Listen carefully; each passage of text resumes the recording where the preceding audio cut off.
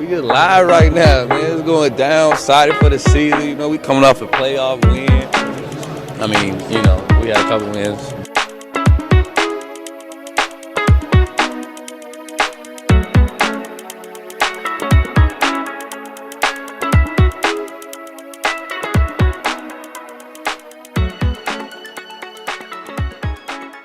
Hello, and welcome to episode 180 of Diaries, a Milwaukee Bucks podcast presented by us, the Stafford Brew Group. My name is Riley Feldman, one of your usual co-hosts. We're back. Took Easter Sunday off. Sorry about that. You didn't miss much, though. A couple of pantsing of the Bucks and whatever that Hawks game was. But to break all those important games down and their implication on the rest of the season for the Milwaukee Bucks, I'm joined by my usual co-hosts, Kyle Carr and Adam Paris. Kyle, how are you doing? We'll start with you. I'm all right. I was at my parents for Easter. It was a good time, good food. So, I mean, it's rainy and miserable here in Madison, but overall, like, I can't complain. And there's going to be some good college hoops going on the women's side. So excited to watch that. Adam, how are you doing?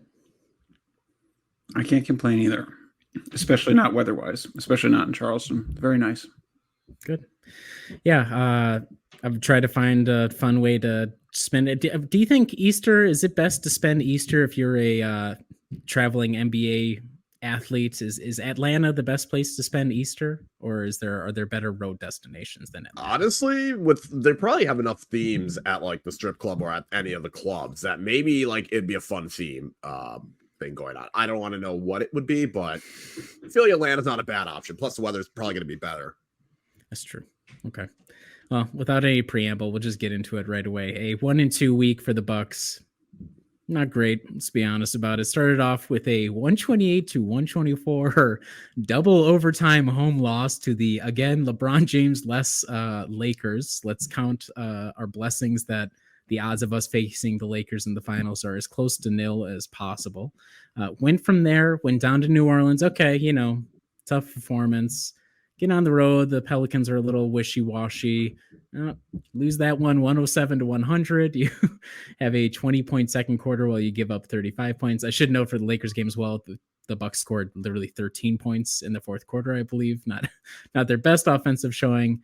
And then to kind of salvage the week, they go down to Atlanta, win that one 122-113.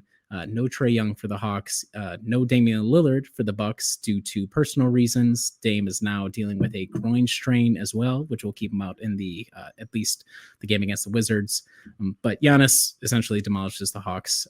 Overall performance great for him. So we'll just jump right into it. Kyle, what did you learn about the Milwaukee Bucks this past week? It was more evident on Saturday against the Hawks than the other games. But when they move the ball and actually try and make smart passes, the offense looks really, really good to nobody's surprise. I think that was like the biggest thing when you watch the fourth quarter of the Lakers game, you watch most of the Pelicans game, and you watch the first half of the fourth quarter against the Hawks. The ball just stops moving. It's hero ball. It's iso ball. It's my guy. I'm going to take this guy one-on-one. And the offense looks like crap and suffers because of it. But especially in the Hawks game, all the other times, the Bucks had like 16 assists in the first half. And it was impressive. And everyone was getting buckets. And it was very helpful. And I think that's just one of the biggest things is this team looks, and it's like basic basketball 101. You're going to look better when the ball is moving and you're not just stopping it and the ball's not stagnating. But it was really obvious with the Bucks. And I get it. You have Giannis who can more or less overpower whoever's defending him. You have Chris who kind of thrives in that kind of situation. You have Dame who can do it in this situation. You have Bobby, but it doesn't help when you're doing it over and over and you're not making the shots. And I think the fourth quarter against the Lakers was very evident of that. It's just like, okay, we're not trying to make one extra pass. We're just making the one pass or get through half court and maybe set a screen and hope for the best. And it was just kind of frustrating because it's like, it shouldn't take Dame not being there to make that plan work. It shouldn't take two of the big three to be out of the game or off the court for it to work. And I don't understand why that is. And especially when you get to the bench units, yeah, Bobby's going to basically take the ball and take it. But it just didn't make sense why we saw it Saturday with no Dame and Giannis, Chris, and Brooke were able to do it with no problem. It's just frustrating. And I think it kind of ties more to Adam's point of what he learned. But I was just like, yeah, move the ball, and your offense looks so much better, and then they're better in transition because of it. Do you want my conspiracy theory? Here's my explanation for everything with the Milwaukee Bucks, and this is what they call a cheat code. This is what the kids call it. There's now almost too much emphasis on the Dame Giannis pick and rolls. This is the zig to the zag, where everyone's like, okay, we're going to do this action primarily, and then if you're any of the three other guys, you just wait for the read off of whatever's happening there as the first action. If you're Chris, the odds of you passing to anybody not named Giannis are almost non-existent. And then Malik's obviously, I mean, he'll move it around on the perimeter a little bit. Brooke, also the same. He's more so setting screens and everything. It's just not designed to really dish it out all that much, especially if the first person Dame or Giannis is looking to off of an action is just that other guy. It doesn't help when in games where excuse me, Dame shoots literally 29 shots to score 27 points, but maybe there's something a little bit different. I mean, Pat Bev hasn't been around long enough to like be inundated by that. He doesn't play with those lineups all that much. I'm not sure exactly what the explanation would be, but it was probably, excuse me again, more of a return to form in the Hawks game for Giannis in particular of like, okay, this is how I played when Drew was out here. Like Pat Bev is essentially in that lineup the Drew stand-in, so Giannis is just going to create everything or score himself. So maybe it's more so not actually that like everybody's being told just wait for Dame and Giannis to do whatever, then you'll see if the ball comes to you. But it wouldn't surprise me if there's been such an emphasis on getting that action to work that there's been a real slowdown in the amount of like, you know, sharing of the ball that's going around. Now you could look at the numbers. Maybe if we looked at the stats, it would say assist percentage is about the same as it's been almost the entire tenure of Docs. I'm not sure. I haven't looked that up, but that would just be my layman's explanation or like trying to make sense of it. But Adam, do you have a different take at all? I don't know. I mean, I think it's difficult with this team, right? Like, so let's walk through the Dame Giannis pick and roll, right? So Giannis comes up, sets a okay pick for Dame. All right, Dame gets around it. Maybe it works. Maybe you got to do it again. So Dame comes around. He's probably gonna shoot it, or he'll try and give it to Giannis on the roll, right? The other alternative is Dame drives. Is he gonna kick out of that drive? I'm not sure. I'm not sure if the strong side defender really needs to dig in all that much, because I don't think Dame has been incredibly potent driving to the rim, especially in these late game situations Kyle has been talking about.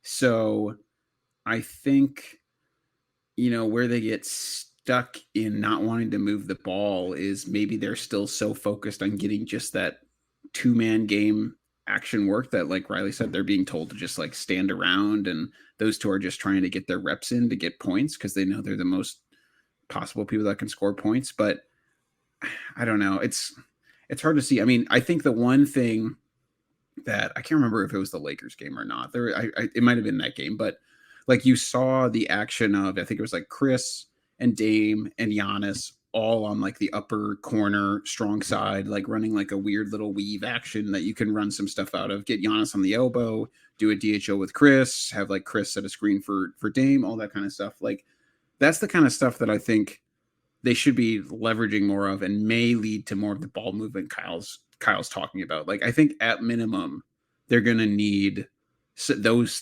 three to maybe find a little something, because theoretically I'm not sure if like Chris being off ball and getting a pass from Dame is Chris needs to be like really potent in terms of driving, creating action off of that, and then moving something else. But I don't know. I just don't feel like the geometry of the court has worked out perfectly for the ball movement to work off of that 2-man action so far. And I mean, a lot of it, yeah, maybe it is trying to force feed the 2-man action. But even in the Atlanta game, it's like there is no Dame. So it's like you can't say they're trying to force feed a 2-man action. It's like it's Giannis and Chris. They've been doing it for years.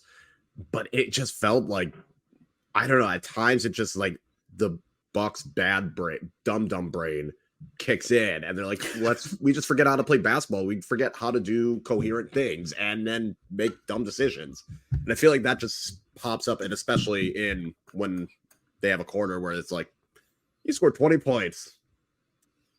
Good job. Good job. You forgot how to play basketball. Good work. And I think that's the problem is like the dumb brain, the bozo gene, the bozo brain comes out for the Milwaukee Bucks.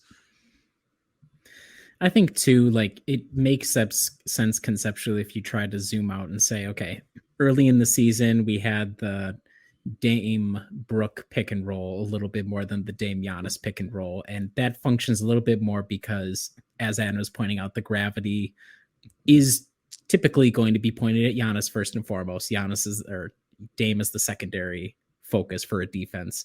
If Giannis is off ball roaming wherever he happens to be, that evens out the playing field a little bit. I think Dame was a lot more effective driving at the rim. Again, I would have to look up the numbers, but just like gut feeling watching the games, feels like he was a lot more effective driving at the rim earlier in the season. One, because there was a friendlier whistle from refs, and two, the fact that wherever Giannis is, his defender is going to clear a lane for Dame to operate in, and whoever is the big man, wing, whoever who would try to come in to essentially stop Dame, be the guy that contests, he's more likely than not also going to be the guy that's going to be guarding Giannis. And so that's a pick your poison sort of situation. So it's accomplishing a similar thing with the 2-man game, except you have Brook and Brook can pop.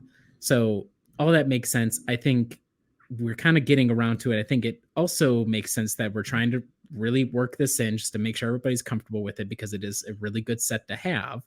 But like Adam said, the defense doesn't really have to work as hard, especially if Dame is not going to be the uber athlete that can really like take advantage of a little bit of space and drive at the rim. It's just not something that he's been doing all that much. And yes, he can like pop, take a three off the screen or whatever, like a pull-up jumper, that's fine. But the shooting has kind of been up and down on the season. I mean, he literally took 29 shots. I had to relook at the box score. 29 shots, and he made 9 of them against the Lakers. Like, you know, Drew Holiday was a 0 on offense, but he wasn't taking 30 shots. So like, you know, it's that kind of balance. And it's hard in late game situations too, where somebody is that off all game. He's not bringing a lot defensively throughout most of the game, probably not late as well. So there's just a lot of things that I can excuse because I can envision the wider plan, but they're not running a lot of intricate stuff out there. Like Adam said, it's not, occasionally they do, but in our ideal world where ball movement is king, which I think pretty much all basketball players, coaches, everything like that would say, yes, ideally that's the way you run it. At the NBA level, you're going to have to like run a lot of actions off ball, a lot of movement, things like that. And we have not been a movement team in like years and years. The number of times I've watched Giannis have to like battle and it's 4 out and everybody's like, he's trapped in the corner and everyone's like standing around just confused. So it's like, can somebody go near him to give him a passing option to get out of this triple team? Or no, okay, we're not. So in our DNA, we don't run a lot of intricate stuff offensively outside of play random. And then, yes, if we're, if we're trying to run the Dame Giannis pick and roll in particular, it's going to simplify or like stratify things even more than it has been throughout the season.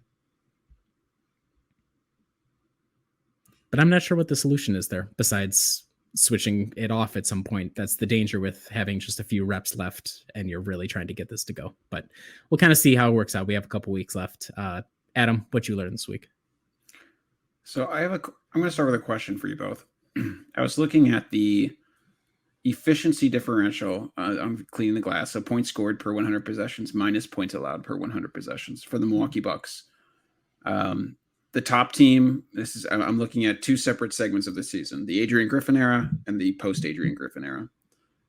So for example, the numbers are like the top team for this second the Doc Rivers era is Boston at plus 9.8.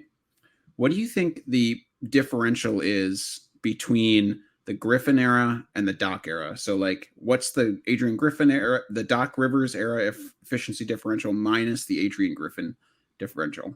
Like, what do you think the difference is between those? So does that imply that it's better in the Doc era than it has been, or not necessarily? I'm saying it is better in the Doc Rivers era. Yeah, I was going to say, I wouldn't be surprised. I feel like it's going to be a lot higher just because Milwaukee was able to score so many points. I would probably say like 10, 15%. If you're looking for like points. Yeah, I don't know about points. I'm going let's say the spread is like I'm going to say like a 7-point difference. Okay, so Or efficiency point, however you want to count it. Under Adrian Griffin, they were plus 3.4. Under Doc Rivers, they're plus 3.5. Oh, so Kyle was closer. Oh, well, okay. Barely. Sorry, Doc, and I'm back to being a Griffin hater. Sorry, Griff, for giving you a moment of hope that I believed. So this is, I say all this just to, I mean, there's like some pieces that have come out. The CBS piece, obviously, I think people saw and got roasted on Twitter. That was really bad. The Zach Cram wrote a piece on The Ringer saying something about Doc Rivers maybe not being the right hire. So I saw those, and I kind of, the reason this is going to be sort of long-winded, and I apologize. What I learned is I'm struggling to come to grips with this team, because I would say for most of the past years, for the whole time I was running Brew Hoop, I was like, okay, well, if the Bucks fit within these particular criteria, they're probably like a title contender, because that's kind of just how the math works, right? Like, are they top 10 offense, defense? Most everyone knows that. And there's lots of stuff that people are pointing out about, like, the team hasn't improved much offensively under Doc. Like, I just pointed out the numbers that weren't there, but there's just like no part of me that can ever think that that is a valid argument using numbers if you haven't watched the games, because it's just so clear to me, having watched the games, that the team is immensely better positioned to perform in the postseason under Doc. And there's probably some sort of longer piece that could come from that, right? About the difference between the regular season versus the postseason and what that means. I think if you watch the Griffin era, it's like, that's a regular season team. They don't care about what it will actually take to win the postseason. And I'm having to tell myself all of these things that I would rationalize all these things that I would normally not allow myself to rationalize, to think that this team can possibly win a title. And I do still believe that they can, but this is all my way of saying, I think I'm struggling, and I'm feeling like at opposite ends of what I would typically be doing to believe that the Bucks can perform in terms of winning a title. But the numbers tell me that they probably aren't going to. So I don't know. Maybe I'm just like trying to use you two as my therapist to grapple with what I should be thinking about with this team at this point. So you're grappling with the ball knower versus stats dork conundrum. You're torn between two worlds. Yeah. Yes. Yeah. And also trying to think forward, right? Like, I feel like we're seeing this more often now, where the team in the regular season is not necessarily what's going to happen in the postseason. Like, we're seeing some good regular season teams get waxed, like really bad. We saw it last year. And I don't think that there's going to be an outlier team to the level of the Heat, but just trying to figure out what on the court has been sustainable that I think will translate and could allow me to believe that this team is going to be able to take down the Celtics. Or that's really the only team I'm worried about in the East, to be honest. But I think, yeah, that's kind of my conundrum, is like you said, Riley, worrying about the ball knower versus the stats part of me that's saying, nah. It's interesting because I'm sitting here, I'm like, I don't know what it seems like Milwaukee's offense is the only thing that's relatively sustainable, because it seems as though the points dropped, which was expected when Doc Rivers took over, but it seems as though they're trying more pick and roll, which is fine. But it doesn't feel like the offense has really changed that much. I feel like part of it is Malik Beasley isn't shooting as well as he did. Part of it is the refs being a little bit tighter with their whistle and not calling as many things as they did at the beginning of the season. So I feel like offensively, it's like, okay, this is the team that's there, but I'm still not sure what the hell defensively this team does, because it seems like when it works, it's really, really good. We've seen it. Like, it had a stretch where it was keeping opponents under 100 points. It had a stretch where it was one of the best defensive teams within the 5 or 10 game stretch. And then you look and you see, yeah, they just allowed 35 points in a quarter, or they just got boat raced by D'Angelo Russell, or Austin, or it's always something. There's always like this, what is this? And yeah, it may not be sustainable, but in the postseason, it's like all you need is 1 or 2 of those games and you're screwed. And that's my concern, is it might not happen as frequently as it did under Griffin, but it's still happening enough that it can really just tank their postseason, just because 1 or 2 games where they let a quarter or 2 completely slip through their fingers. So I'm still not sure what's going on defensively. It seems like offensively, what we are seeing is what we're going to get in the postseason, maybe at a little bit of a slower pace. The beautiful part for me is I'm neither a ball knower nor a stats dork. So I've never really fully understood the numbers. I can understand when somebody writes it out and presents it to me. Okay, if I'm trying to seek numbers out myself, I'm always like, there's got to be a caveat I'm overlooking that completely invalidates whatever I just looked up. And then I never played organized basketball on any level. So any ball knowledge I have is literally just watching kind of like stupidly without knowing any sort of terminology or anything of the game. But what I would say is I feel more confident in, not because of the numbers. I think the numbers look good defensively, do reflect something real, but it feels like the fundamentals of play are so much stronger. And when you can fall back on the fundamentals, like you said, Adam, that's something that's replicable in the playoffs. The concerns that I would have, though, tie in with Kyle is not so much what's the defense doing, but we have no real true stopper on the team. What I get concerned about, and which you should be concerned about in the playoffs because you play really good teams, is one guy gets on a hot streak, Jimmy Butler, and you don't have somebody around or somebody isn't switched on like Giannis to deal with that. Because once teams hit the playoffs, it gets so much more reductive the way they, it's not going to be rando guy, 12th man on the roster goes crazy from three because it's a Tuesday night in February. Like that just happens in the regular season. You're going to have 8 to 9 guys on the other side that you have to focus on, and probably like maybe 3 primary guys you have to worry about. And if one of those guys starts going nuts, we don't have the fix unless it's going to be Giannis, which it could be. But I think Giannis's play on the perimeter, it's depending on who the matchup is a little overrated. He's probably better off being the off-ball guy. And the reason why the PJ Tucker thing worked was, we didn't really shut down KD in the same way, but it forced everything solely through KD's hands. And you made him work for every single one of those baskets. Like there was no real easy basket per se. We just don't have that. Shout out to Jay Crowder. But we can be honest about it. It's not the exact same thing. He can do in a pinch for a little bit, but we've seen it happen so many, especially the past couple of weeks, where somebody starts getting hot in a close game late, and we just don't have what's going to be the answer to that. So I feel comfortable in knowing the talent on the team, knowing that they're working on the key action that will help drive the offense. I think the team defense as a whole does feel stronger, but in a situation where, like Kyle said, you need this one game and Jason Tatum is going nuts, who's going to be the solution unless our answer is Damian Lillard is also going to go nuts? And knowing the Bucks luck, the odds of him having a really great game while the other team is having a really great game, not even just Dame, literally anybody else having a great offensive game, unless it's Giannis who can manufacture points like it's nobody's business.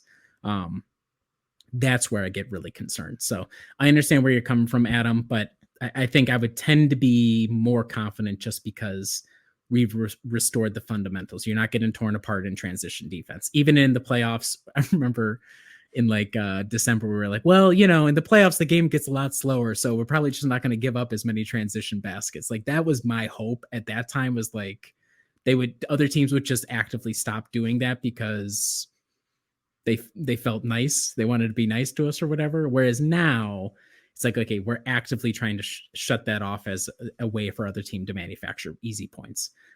The team defense on the perimeter looks a lot better. But there is that key flaw on individual basis, and Damian Lillard has not been nearly good enough offensively on a night-to-night basis for me to say that makes up for that gap that you're going to have. And ultimately, too, that's not Lillard's fault per se. That's probably John Horst's fault to some extent, or whoever is picking out the roster, whoever's putting this together, to not be able to solve for that. Much easier said than done. We're just some wads on a podcast, a wildly successful podcast, but a podcast nonetheless.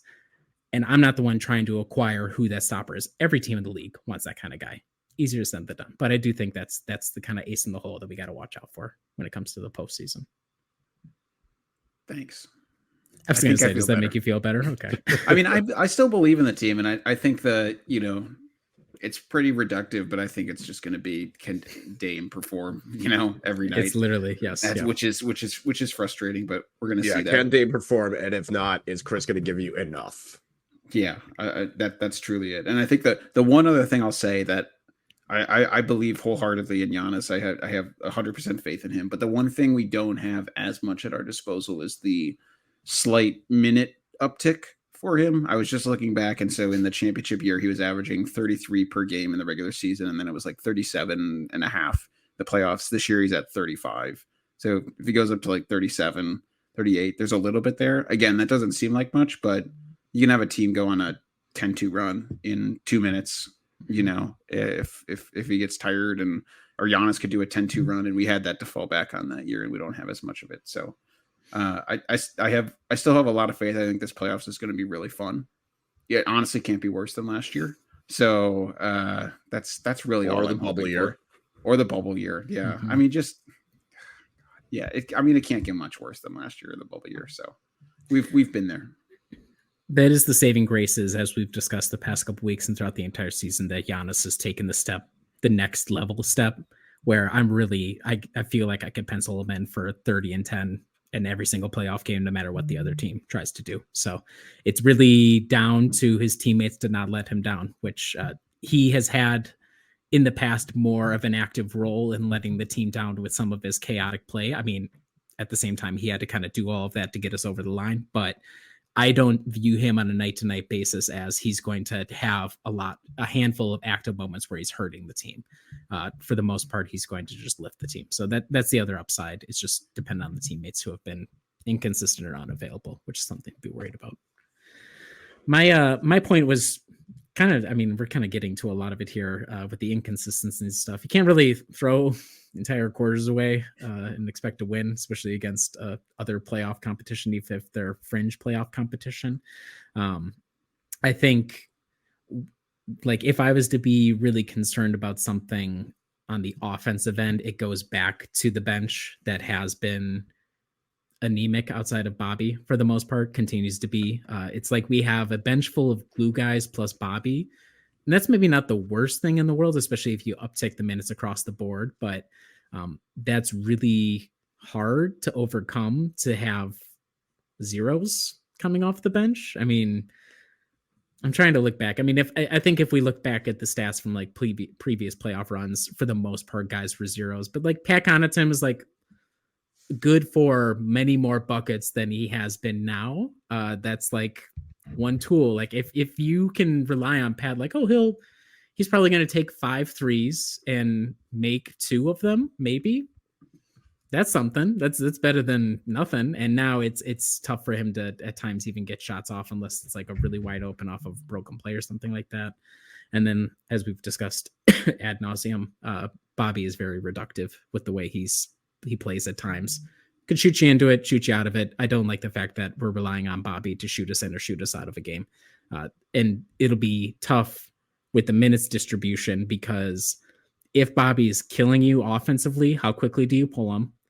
And then how quickly do you put Giannis back out there, especially if he's like unlocking the small ball? I mean, Giannis is going to be press ganged into a lot of minutes. So we're just seeing week over week that the limitations we've discussed over the entire season remain there, even if the base level of play is better and we've just faced tougher competition. The fact that we've come out against tougher competition and looked decent in a lot of these performances is encouraging, but we're getting to a place again now where Dame's going to be out. He's going to miss 2 games in a row here.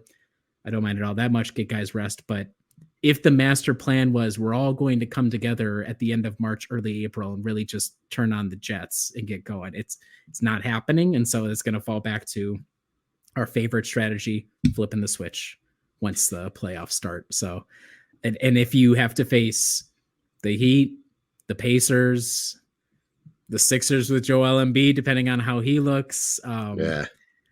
Yeah, I know. And it would be very funny if, as I think we said a month ago, if Joel Embiid comes back and this is finally the Bucks Sixers series and he's like a shell of himself, and that's how it goes out. I wouldn't be mad. I'll be there. I will watch and I will root for that outcome. But there's the possibility with a lot of these lower East teams where the first round won't necessarily be a shoo-in, or it's not like the Magic in the bubble where it's like, okay, well, obviously, like, I know exactly how this series is going to play out, besides Big Vooch going crazy in game 1 and giving us a black eye. But I knew how that series is going to play out.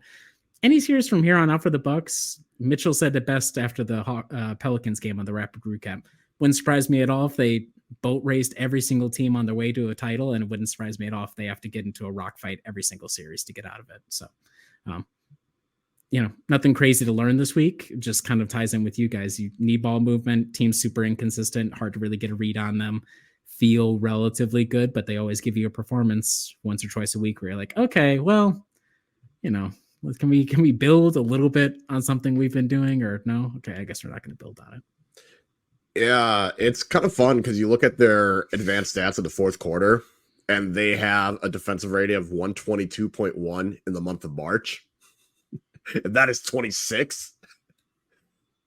So that's great. The only teams that do worse than them in the fourth quarter are the Bulls, the Raptors, the Jazz, and surprisingly the Clippers. So that, that's not the most encouraging. Meanwhile, in the offensive rating, they somehow are fourth with 120.9. And the Timberwolves, Nuggets, and Mavericks were the only teams ahead of them.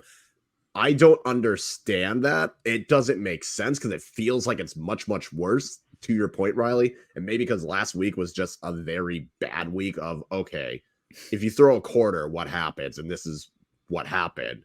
But no, I mean, they almost did it on Saturday against the Hawks. The Hawks scored 39 points. Milwaukee struggled early, but they were thankfully able to make up for it after the timeout midway through. And the Bucks scored 30 points themselves, and they built enough of a lead that it didn't matter. Plus, there were some garbage threes that happened. But no, yeah, I've always said, like, can this team just play 4 competent quarters? That's all I want to see. And I feel like it's been a while since we have seen that from them. And to answer your question, no, you cannot win games if you throw an entire quarter. Here's what I wonder too. This will tie into, I just came up with my Buck the host. I can't believe I almost overlooked him. So let's think about the playoffs, right? Like I just talked about, you really have to worry about 3 or 4 guys on another team primarily. It's not going to be some rando who goes really nuts on you. For the Bucks, if we're running the starting lineup as the closing lineup or some variation thereupon, the ability for us to rope-a-dope other teams with our defense, especially with Dame and Malik, it goes down the drain real quick if the other team competently knows how to run around that essentially. So maybe that ties into that fourth quarter defensive mark where the other teams are better, like feel more comfortable running whatever their particular sets to get around whatever defense we're throwing at them. So I'd be worried about that. Pat Bev would have been, could be, should be the answer to that as the other guard in a closing lineup or in a lineup that you need defense on. But he tore the ligaments in his right wrist as announced on the Pat Bev podcast Twitter feed, X feed, whatever they're called.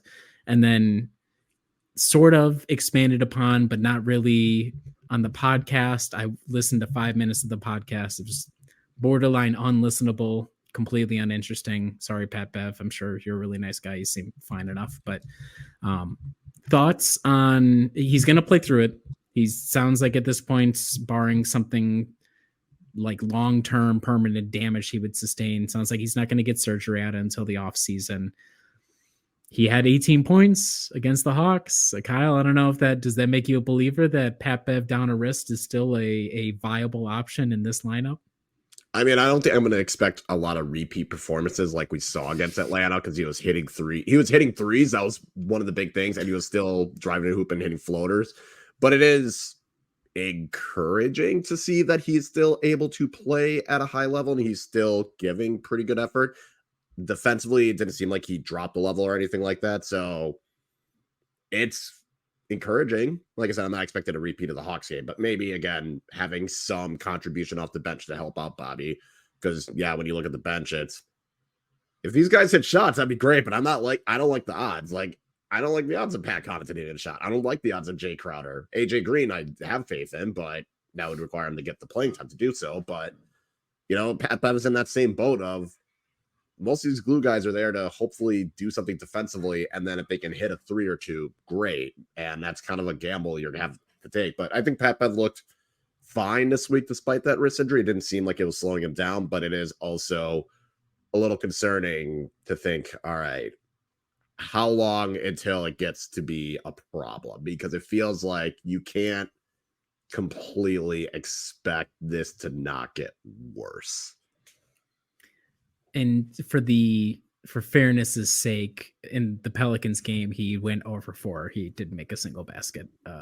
So he realized he was 0 for 4. I was like, okay, maybe I'll stop shooting. So you know what? Credit to him. Yeah. In the past, we've had a lot of guys that are like, I'm just keep gunning. Like, yeah, I haven't. It's like the Drew effect. I haven't made a shot in about 45 real-time minutes, but I'm gonna keep gunning for it because that's what I'm here to do.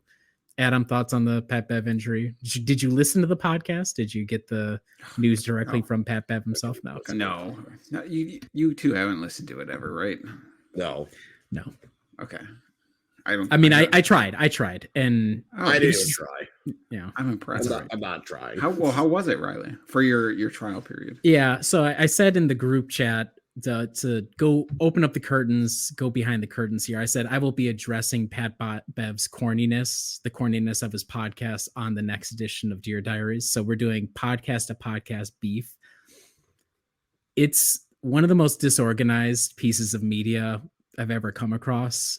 And that's okay, because there's something about athletes doing podcasts. Jeff Teague is leading the way. He is blazing the trail for everybody else to follow on behind him. The formula is alcohol, not really having any sort of outline for what you're going to discuss, and heavy, crazy stories. Like, if you can just pull it, and pretty much nobody can verify it unless there's another NBA player who is literally in the locker room. But these guys have a mystique about them that they can cash in on by saying, oh, it was crazy when this happened or that happened, and then this thing or whatever. And you can't really know if it's true, how much is their perception. The thing that really does the Pat Bev podcast in is the fact that it just is Pat Bev rambling on camera for an hour and a half with the white guy going, whoa, that's crazy, about once every 10 to 15 minutes, which is fine. But what I'm confused by is, why is that guy on camera then, as if he's like a crucial component of the podcast? I'm just a little confused by the setup. I'm confused by the execution. He can obviously do whatever he wants. I really don't care. It seems people like the realness. They love the realness. But I find athlete podcasts and media for the most part completely unwatchable. It's just not that interesting to me. It's like when Pat Connaughton tweets out hashtag more than an athlete. I'm like, yeah, I mean, I'm more than a banker, but realistically, that's what I do to get paid on a day-to-day basis. And you're not going to hear about much else beyond that. So that's my take on it. And I just watched the portion where Pat talked about the injury. And even then it wasn't that enlightening. He's like, oh, the doctor said I tore it. And then he kind of did a demonstration of where it hurt, as if I was the doctor and he was showing me where it hurt. So I have, and it was funny. He was like, the producer guy or whatever, Pat Bev was like, oh, I can't really do like a scoop, but I can do this. He's like, we don't even do scoop shots anyhow. I'm like, are you the NBA player? What do you mean we don't do scoop shots? No, Patrick Beverly doesn't do scoop shots. You don't do anything. You're the producer guy. So that just kind of got my hackles up, because I don't understand where these guys are coming from. But shout out to him. Shout out to the Pat Bev pod. Go subscribe if you want to support your favorite crazy guy from the bench. I will say what makes Jeff Teague so good is I feel like Jeff Teague is a great storyteller. Mm-hmm. Like when Jeff Teague tells a story, I don't know. There's something about how he tells the story, and I think that's why he's so successful. Is he's able to like explain like, oh yeah, this situation. He's like able to like create a story and a narrative, which makes it work. Otherwise, yeah, I don't listen to much sports podcasts, because at this point, it's like everyone's saying the same thing, or you're saying something just to get the engagement. It's like, you know what? I'm going to listen about how French fries piss off the Belgians that we call it French fries, and what the differences are. That's what I'm going to do. That's my podcast.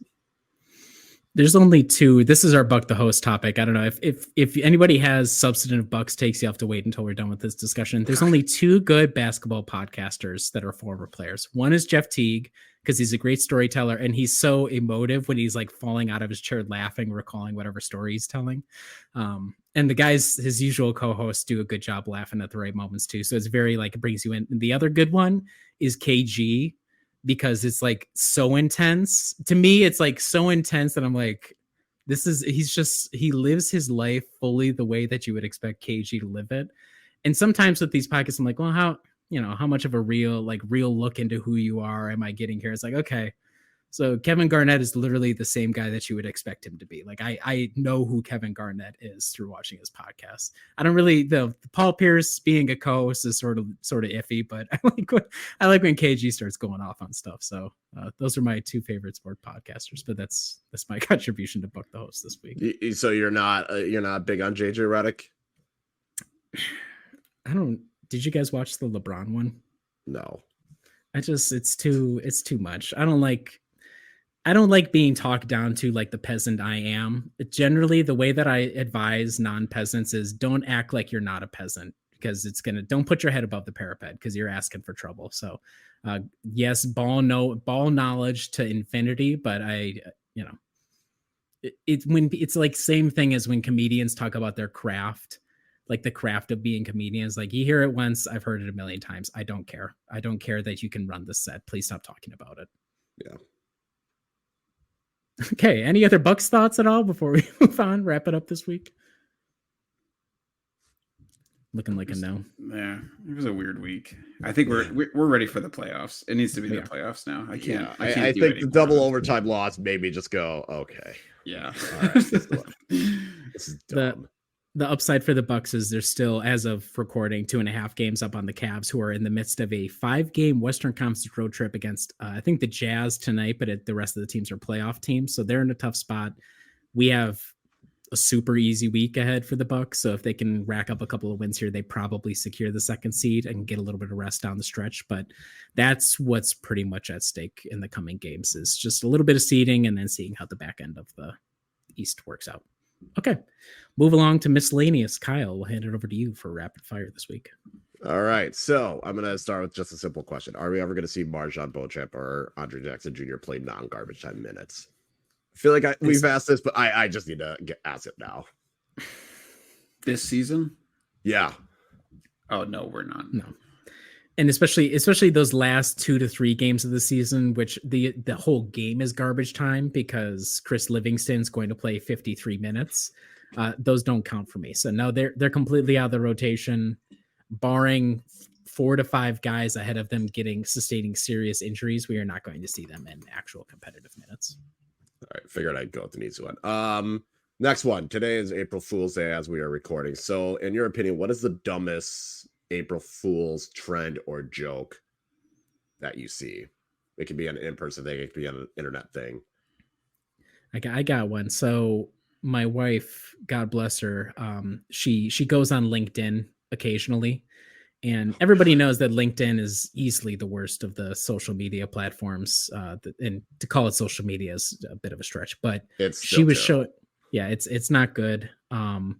And she showed me a post from this morning of Epic, I believe was the company. And they wrote like this really long, like semi-serious post about how they were opening a new campus. And one of the wings was going to be like Barbie themed in conjunction with the movie from last year. And it's like, when you're taking it all the way to your LinkedIn posts, that's too much. And I know the social media teams or whatever at these companies, they're grinding. It's a tough beat. My heart goes out to you, but please keep it off my LinkedIn timeline. I don't even want to sniff any of that. So that's my April Fool's jokes on LinkedIn is probably what I would say is my least favorite. No, the dumb thing is with Epic, they might do that sometime in the future because Epic is a goddamn cult, a terrible, awful, no good, very bad, culty place to work. But they would be dumb. They would do something like this. It's going to be really tough when we announce them as our first sponsor Harry next Potter. week. They have a whole area dedicated to. They have a whole building to Charlie and the Chocolate Factory, and they would be. Epic would do something like this. That's the dumbest part. Like, it was very believable. I appreciate both your passion. Also, as someone who manages a social media team, we were thankfully this conversation didn't even come up this year. Okay, we do not need to be doing that. Adam runs a tight ship at his social media team. Yeah. For me, I would say, I don't know. There's so many dumb ones. Impersonating someone, like switching your avatar on Twitter or something. That's probably just like unnecessary. I don't know. We just don't really need most of that stuff anymore. Like there's a time and place for levity, and it's not April Fool's anymore. It doesn't help anything. So We want to especially target the people who make the fake Woj and Shams accounts, and that's not an April Fool's only, but it's in that same vein. I don't want to get got again by the Woj ESPN with an extra E mixed in there, and I just didn't notice. I can't do it anymore. So please let's crack down on that, Elon Musk. Let's fix it. Yeah, I was gonna say mine is when they announce they're gonna do like a rebrand, because it's like I don't know if you're actually being serious. It's dumb. Okay. So as I'm planning my next Wednesday weekly wrap up, I was curious about something and it made me think. So, in your guys' opinion, in the month of February, the Bucks had a 115.1 offensive rating. Do you think in the month of March it was higher or lower than that? Given the nature of the question, I'll just guess lower. And we've also, but Chris was kind of gone equally for a lot of both months. So I'm going to say lower just because. I go higher. It was higher by 0.3. Okay. Damn it.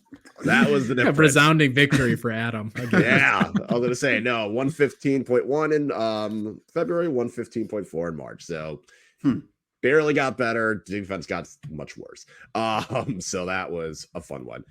Is there an essential item in your house that you have to have? Or is there, like, whether it's an appliance, whether it's like just like a office item, is there something in your house that if you were to move, you're like, I'm absolutely taking that with me, no questions asked? My $30 Brita water filter. Our espresso machine, which is a workhorse. It's an auto espresso machine, so I don't have to do anything. I just press the buttons. It changed my life 2 years ago. And we thought we lost it for a little bit there, but then I tinkered with it, fixed it, it's back to life, and it's a sweet thing to have that thing just it's right out there. It's huge. It would be hard to transport, but if the house is on fire, and obviously my wife and dog are safe outside the house, we're saving the espresso machine 100%. Is it the one you put the little pods? You put the little pod in? No, you put the beans in, it grinds it itself. It auto grinds everything. You choose the level of strength you want. It has 5 different drinks it could make. It's amazing. We got it Black Friday plus a little Amazon gift card from my mom. Shout out mom, who's not listening to the podcast. We splurged a couple years ago, and it's changed everything for us. So that's being saved in the house. Nice. Mine is a automatic feeder for pets. Honestly, I've not realized the ease of life I've had where I don't have to bend over and scoop food. I don't have to worry. Like, there's always, as long as it's full with food, it will automatically dispense it, and it's one less task I have to do. It's just very much it saves me a couple minutes and having to bend over. It's great. Have you seen the ones where it reads based off a chip in the animal if it's like the pet that's supposed to be eating out of that? I've seen that. Yeah. I don't have one that nice. I just have like a simple one, like you have 4 times and you can choose how much food it wants to disperse, and as long as it's plugged in, it works. When I saw the auto one, I was like, we're really living in the future. So yeah. All right, last one that I have is, when do you consider spring to officially start? Like, for you, it's like, all right, it is now spring.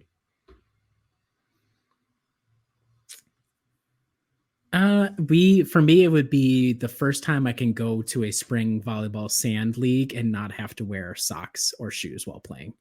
Those first couple weeks we've had it where there's snow on the ground, they just clear the sand and you have to just ride with it, or it'll be raining and windy sideways essentially, and you have to grind through it. So the first time I can go out there without having to have socks on, that's when I say spring is sprung.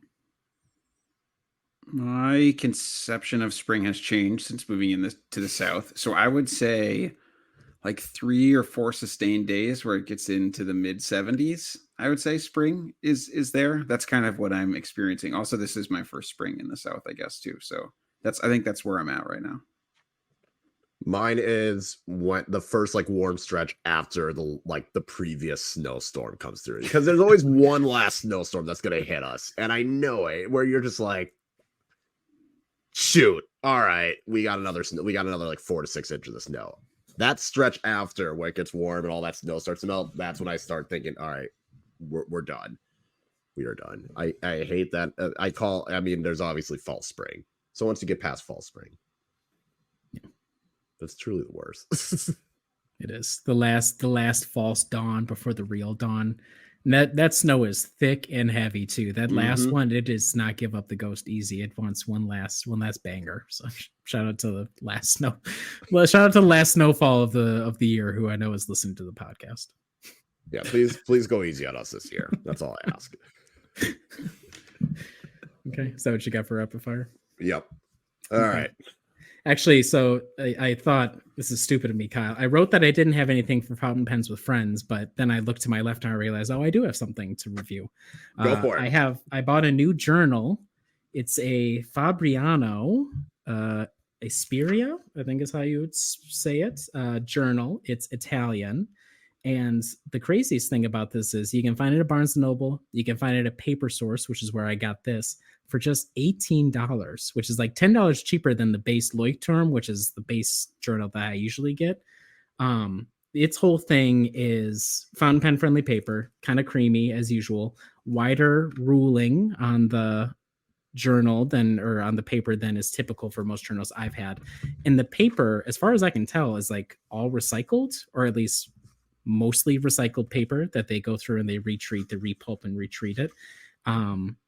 Complaints are it doesn't really lie that flat. The exterior, what would you call it? The binding on it, the cover, you could beat somebody to death over the head with this. That's how like thick and hefty this is.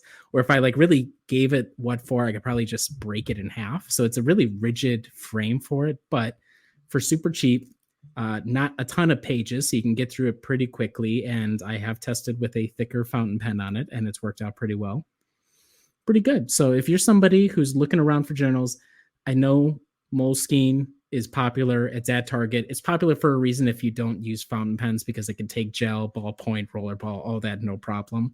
And they have a lot of different kinds. Start there. But if you want to upgrade, but don't want to drop 30 on a Leuchtturm that you've never tried before, the Fabriano at your book or at Barnes & Noble, Paper Source, wherever, might be an option you should look into for a cheaper kind of middle tier. So been a while since we reviewed some paper. So there's that for you. Yeah. Now, sorry, let me clear the decks, because we have an important film review from one Kyle Carr, our local critic. So we are on the Zac Efron transition from the actor to serious actor. We did Neighbors previously. Zac Efron being a frat bro.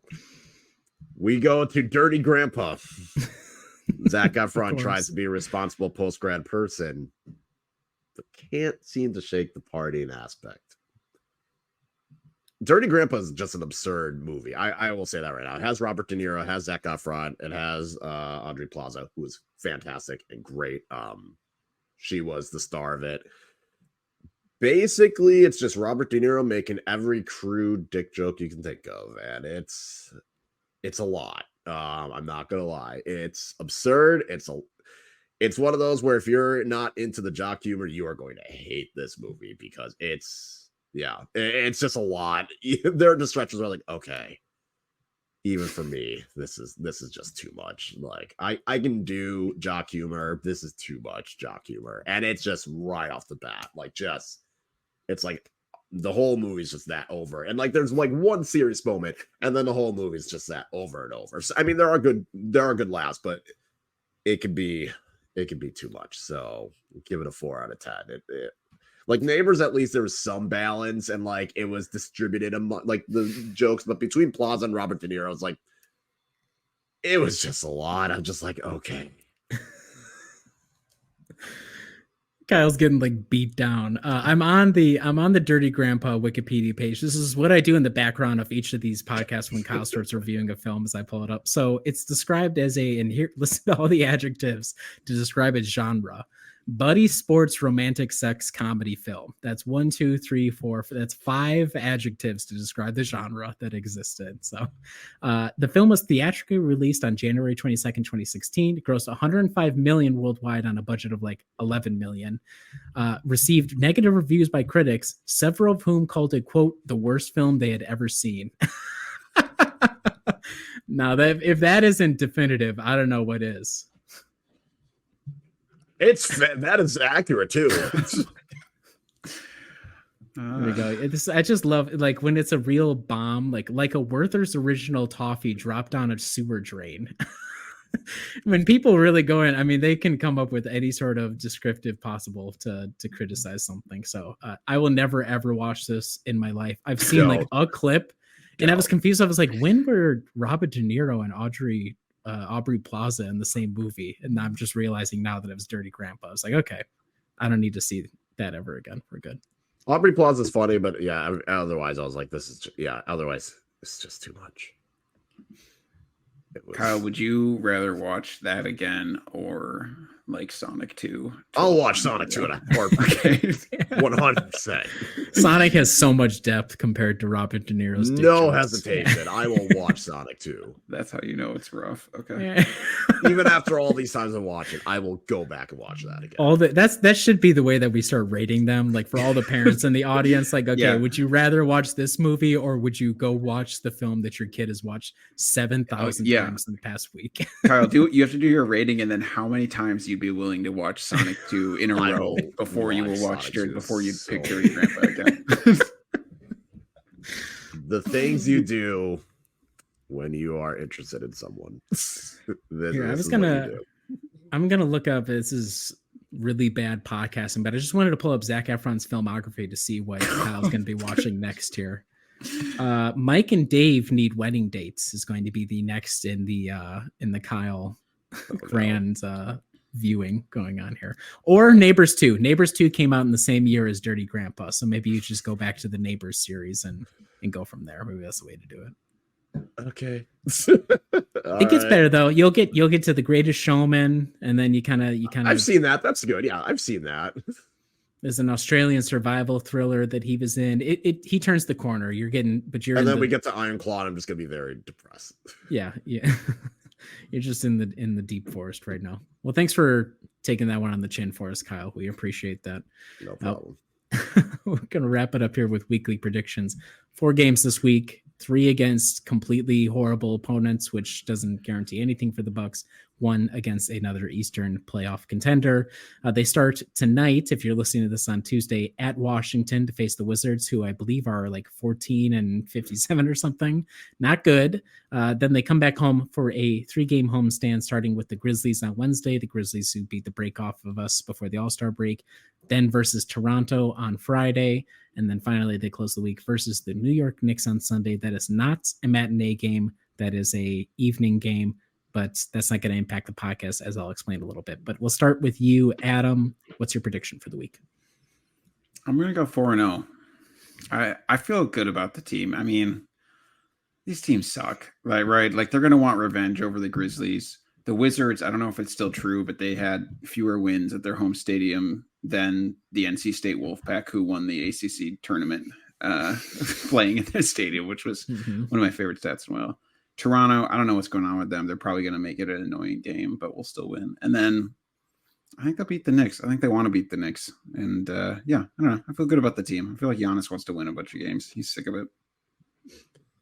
I'm going to say 3-1 as well, but I feel like that Toronto game is going to annoy the living crap out of me. I think that's going to be one where it's just like, they start feeling themselves a little bit too much against the Wizards and Grizzlies, and then Toronto's going to have some obnoxiously good shooting night, and I'm going to have to sit here and I feel like it's karma for all the things I said about the Raps as well as in Toronto. I feel like karma's going to get me 3-1. They'll beat the Knicks. I think they'll take them seriously. I'm going to guess 3-1. I think they'll lose the Wizards game because I think Dame is already going to be out. Wouldn't surprise me. Curious if we'll try to get Chris rest on the front end or the back end of the back-to-back.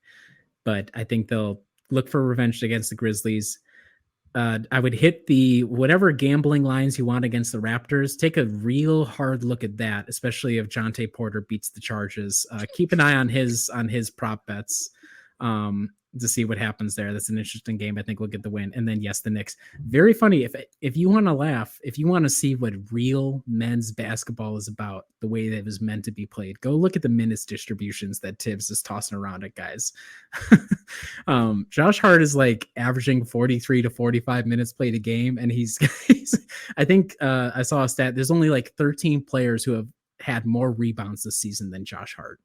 Like, that's how much this guy is out here just grinding for it. And also you get the Dante minutes, but I believe we will win against them.